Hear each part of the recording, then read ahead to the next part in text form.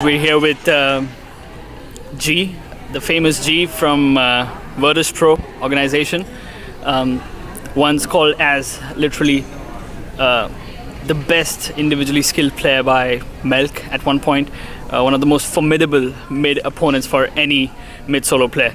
How's it going, G, so far in the tournament? It could be better, but it's okay. We end up in loser bracket, which we are not happy with, but anyway, we need to beat everyone to be the best, so it's the start. Over the course of your career, you've been sort of trying to get a good environment set up for you. You've played out of Russia, you've played out of the Russian teams. You've actually even gone to China with 1437 and the other players. You tried to build a team, and you even went to the international, but sadly it did not work out. And now you're back to Russia. What do you think is the reason? Like, what sort of a support system, what sort of an ecosystem are you looking for a team that is capable of winning the international? It's true that I experienced different kind of chemistries and synergies between players and people, and I saw a lot, and it's still hard to tell which one could be better, which one will work out. You just need to try it and work towards it, and think about it, put all your mind into it, and maybe you'll find out eventually that it actually doesn't work this way, like how it's ended up in LGD. It's not like international rosters aren't working, but people from Russia are not the same in general, and people from Canada, for example, are not the same in general, and tell that one Russian and one Canadian, for example, it's not like I have a problems with Steven, but it's just simple example. And if it doesn't work, it doesn't mean that any Russian can't play any Canadian. Just different people with different mentalities. And for example, in LGD, we haven't got much tournaments to play in. We were in China. It was like 3 or 4 tournaments during the whole year, and it's a different country, like not an English-speaking country. So it's really hard there to relax or just chill from the losers, from the games, and you just play in scrims, and you know that you don't have any tournaments to play for 2 months, and that's not good. So you lack motivation, and it's hard to communicate with each other. In Russian teams, I usually met with some lazy mentality. Some people are just lazy. Russians are not lazy, but they are not working hard before they actually need to do. It's like you have a month for exam, and you starting to practice 1 day before exam, and it can work, but sometimes it does work. But sometimes it backfires, especially when you're playing against the teams that actually practice in the whole month. And but I can't actually answer the question correctly. What kind of mindset should work? You just need to try and see, and eventually maybe after some time you'll tell, okay, this kind of stuff actually worked. Do you think you've finally hit that sweet spot under the leadership of FNG maybe, and is this experiment of Virtus.Pro finally going to be a long-lasting one? We will definitely see. I can't tell it by now if it's working or not. Obviously, we had some success during the year, but for now, the Dota is basically the international, and you can't actually say, okay, we are better than them because we won them on one tournament. You really need to bet everyone in international, because everyone will put their minds into international, so there won't be any excuses like we didn't practice, we didn't prepare. This is the tournament, and you need to play your best. So winning here, it means that you won't beat everyone when they were trying their best. And from my perspective, it's the most important thing. Well, what do you have to say about FNG? Everyone, we saw the documentary, the mini featurette that they did on FNG, and saying that how Virtus.Pro has basically told him that he has a free, he's free to do all the experiments and creative thinking that he wants to do in order for the team to succeed. How much do you think has his presence impacted the team, and what do you look in him? The main thing that VP.G does is keeping us together like a team. It's not like he's the most positive or he never gets upset. He really does, and maybe he is even more emotional than some of us. But it would be really hard for us to actually work like a team without VP.G. He is a smart drafter. He thinks about drafts a lot, and with some help, he has success. But from my experience, he's like like a heart of the team. People can't live without their heart. They can live without some parts. We are some parts, basically, but the heart is the most important. And by the heart, I mean, yeah, we will definitely won't play together if it's not VP.G. He keeps us like that. That's great to listen to. Is his leadership, like, what makes his leadership so special at the moment? Of course, you said he focuses on drafts a lot. What do you think makes him so special that it has worked out this time for you? In fact, most of the games that Virtus.Pro has played are the most entertaining games ever. It's always a fight. It's always a thrill to watch. What has he brought into the scene? I mean, he came from nowhere. Remember, I mean, nobody even knew him till Navi picked him up. I think he was for Power Rangers. Did he? Assuming he sort of captain for them. Navi got him in. There was a transfer, and he went to Virtus.Pro. And so, what do you think he has? What sort of freshness has he brought into the scene? He has. He always has some smart ideas about how the current patch can work and what heroes can work. It's not like he has a special style that he tries to bring every patch. He got this mentality that everything that can work and everything that can help you win during this patch will work. And I totally agree with that.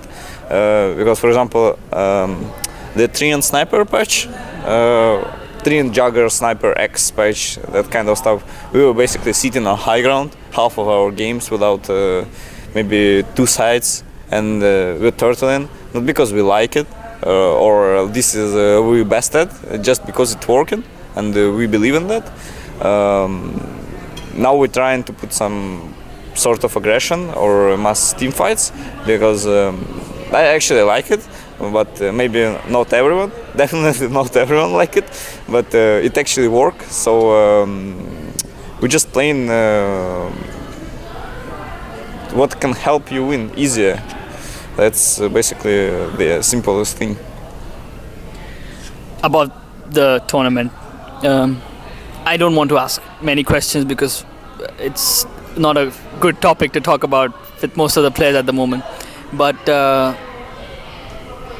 you'll be facing against Team Fnatic, if I'm not mistaken. How are you planning to approach that game? Like, just that immediate goal for you. What's it like? Definitely we want to win. This is the only thing that you come up to your mind when you're going into the game. But talking about Fnatic in general, this is a really tough opponent in best of one. Like, first of all, because all of these guys, like at least 3 of them, Ahayo, Mushi, and Kawaii XY, they have this champion mentality that they will fight till the end. Like, there is no way that they will be slacking or something. Nothing can happen that they won't come into this game and they don't want to win. They will always want to win, and that's why I have so deep respect for them. And I actually really like the way they play in Dota.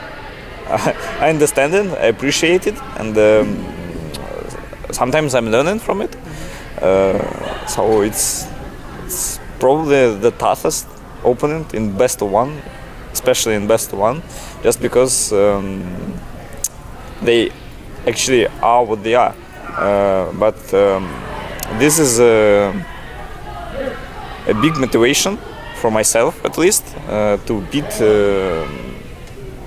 them in best of one, because I really want to win too, as much as they want to do.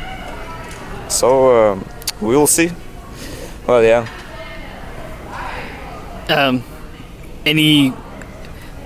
Do you think there is some sort of a game plan or a game style or a strategy that has not been used yet and is yet to be revealed in the whole tournament?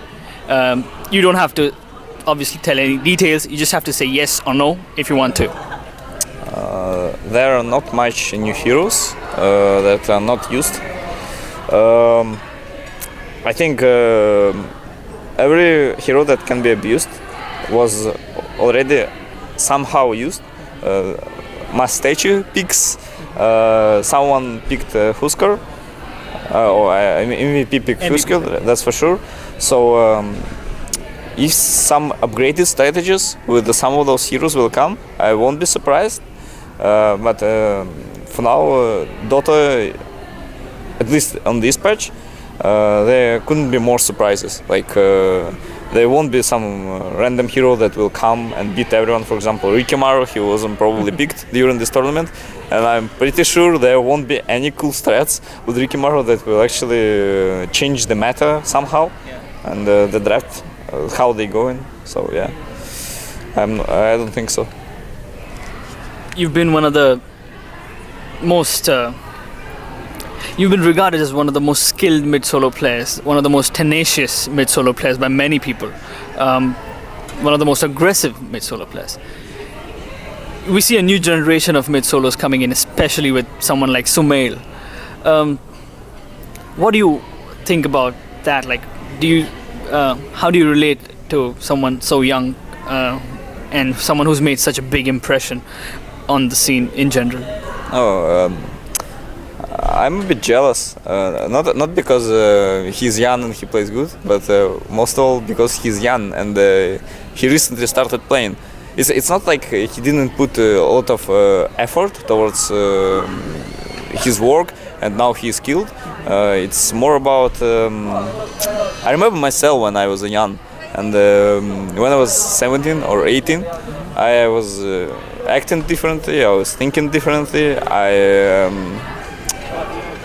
and during the game I was acting more quickly and more fresh, something. So if I would be 18 right now, it would be better than I am now, I guess. At least I would have much more fun. Now obviously I'm having fun and have an experience. I really know what I need to do to achieve something and what should I work on. But sometimes I'm missing my, I guess you can call it a YOLO kind of mind that would actually. It just I guess it's such more fun for him. It's a lot fun for me, but for him it's this guy, he should be having a lot of fun right now. But yeah, he's strong, like really strong. One of the best, obviously, in terms, at least in terms of micro. I mean Sumail, and Yeah, and from China there is maybe, but I'm really proud of our Western monster Sumail. When I'm watching him playing, I'm just telling, oh, this boy Sumail. Watch Eastern teams. You think you're good? Here, this little boy, he can beat you. Yeah, that's pretty cool. And these kind of players, they changing the meta a bit. Like for example, when RTZ came up on the scene, basically the new era was created, at least from Western scene perspective. Like how the team played and this kind of mid carry, like he was playing in EG. He put some effort in history of Dota, and maybe a few years after, I will tell that Sumail had a great impact in the scene too. So yeah, that's pretty cool and awesome, and I'm a bit jealous. So that's how it is. Do you? Well, that's refreshing to hear. I mean, do you? So we spoke a bit about how you definitely consider you can't have more fun anymore compared to Sumail. Does that mean it's more serious for you as you grow older? The seriousness sort of creeps into the game, and do you stop having all that fun? Or that you mentioned the YOLO mode. So the YOLO mode is actually the most entertaining mode for everyone involved. What do you think happens? Like, what's the trade-off? Like when you go YOLO, what defines the chance that the YOLO mode is going to give you success, or if it's going to cost you the game? I wasn't actually talking about the game. Obviously, it works in the game too, and YOLO is a chance. It's basically how hard you believe in it, and if you're good enough, it can work. If you make mistake, it won't work. It's as simple as that. It can work or not work. But my mind in general now is more serious, and the way I'm thinking, not even in the game, but about the world in general. Just some serious stuff coming up into my mind. I need to think about my living. And for example, in 17, 18 years old, I wasn't thinking much about money and all that stuff. Obviously, I'm not thinking much about money right now too. It's just, environment, everyone talking about you should be like that, you should be like that. I'm thinking I'm not like that. I will never be like that. It won't be ever been for money. But here I am. This comes to my mind, and I'm starting thinking about it. And the stakes are getting higher, and you're learning yourself to be professional. And to be professional, you need to be more serious about stuff. You have some sponsors, you have some responsibilities to people. And 17 years old, it just was like, oh, whatever. It didn't work out. It will work better. It's much harder for me to lose now. Yeah, definitely was like that. Several years ago, I could just lose, and okay, that was sad, but they get lucky or whatever. Now it's harder, but it's still okay. I can still find some YOLO in my life, and I still have place for it, but just not so much anymore.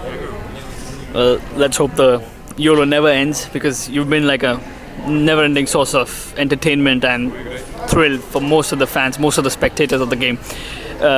It's always an entertaining match whenever Virtus.Pro is playing. You've sort of become one of the most watched teams on literally any streams. I mean, if there's a Virtus.Pro match, the maximum number of viewers are going to be watching that match. So going into the tournament right now, what are the two things that in hindsight you think you could have done better, and the two things that you in the future you look forward to improving on? Our plays could be better, and how we fought, what kind of moves we done, some smokes, etc. Just our plays in general. and I guess our strategies, our drafts, we should think about it more harder. And basically, these are two things that we need to improve to the playoff. We just need to put our minds into it and just try our best and see what happens. So I come from India, basically. I've been working from India, and India has a massive fan base for the Virtus.Pro, the Navi organization. CIS region in general has a history of being one of the most entertaining and the most creative regions that can just come up with something and just shatter every existing style of play. Do you have something to sort of say to your fans and maybe motivate them, or any suggestions or advice or something like that? I mean, just in general, what do you want to communicate to the South Asian region? I just wish you, all of you, just do what you want to do. It's really important. Like you really live only once, so you need to dedicate your life towards something you'll be happy with. Obviously, money are important, but it's not the most important thing. Like you need to be satisfied with what you're doing. But for now, I'm happy that I'm playing, and if you're trying to decide between something you want to do or you need to do, just think about it really hard. It's obviously better just to do what you want, and hope that everything will be good, and you will get your support lately that you're liking now. Shout out to all our fans everywhere, all around the world. Shout out to our sponsors, Virtus.Pro, BenQ, and G2A. Thank you a lot. Thank you so much for talking to me, G. I'm Krockadyl, and it was a pleasure talking to you. May the YOLOs never end. Thank you.